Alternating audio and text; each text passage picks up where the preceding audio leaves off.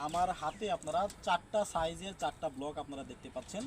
ছাদের কোথায় আপনারা কোন সাইজের ব্লকটা ব্যবহার করবেন, আশা করি আজকের এই ভিডিওটা দেখার পরে আপনাদের আর কোনো প্রকার কোনো ডাউট থাকবে না। তো প্রথমে আমি দেখাবো এইটা হচ্ছে 1.5 ইঞ্চি, হ্যাঁ 1.5 ইঞ্চি একটা ব্লক। এইটা ছাদের বিমের দুই পাশে ক্লিয়ার কভার ঠিক রাখার জন্য, দুই পাশে এক পাশে 1.5 ইঞ্চি এবং আরেক পাশে 1.5 ইঞ্চি, সেইটা জন্য 1.5 ইঞ্চি এই ব্লকটা ব্যবহার করা হয়। আর একটা ব্লক দেখতে পাবেন এখানে, এটা হচ্ছে আপনার 1 ইঞ্চি অথবা 3 ফুট, হ্যাঁ সাইজের ব্লক ব্যবহার করা হয়। ছাদের নিচের অংশে মানে ছাদের যে রডগুলা বিছানো হয় সেইখানে শীটের উপরে এই ব্লকগুলো দেওয়া হয়। এটার মানে হচ্ছে আপনার নিচে 1 ইঞ্চি পরিমাণে রডের ক্লিয়ার কভার ঠিক রাখার জন্য এই ব্লকটা ব্যবহার করা হয়।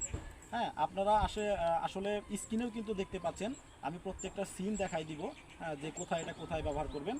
এইটা গেল। আর এইটা দেখতে পাচ্ছেন যে গ্লাসের মতো একটা, হ্যাঁ এইটা ব্যবহার করা হয় হচ্ছে উপরের যে ডাবল জালি থাকে, ডাবল জালি ক্লিয়ার কভার ঠিক রাখার জন্য এই ব্লকটা ব্যবহার করা হয়। এখন আপনারা চিন্তা করবেন যে আপনার হাতে দুইটা কেন, দুইটা সাইজের দুইটা কেন? এখানে একটা কারণ আছে। এইটা হচ্ছে 3 ইঞ্চি ব্লক, হ্যাঁ ছাদের ঢালাইয়ের থিকনেস অনুযায়ী এই ব্লকগুলো ব্যবহার করা হয়। কোথায় আপনারা 3 ইঞ্চি ব্যবহার করবেন? 3 ইঞ্চি ব্যবহার করবেন ওই ছাদে যে ছাদের ঢালাইয়ের থিকনেস হয় 5 ইঞ্চি।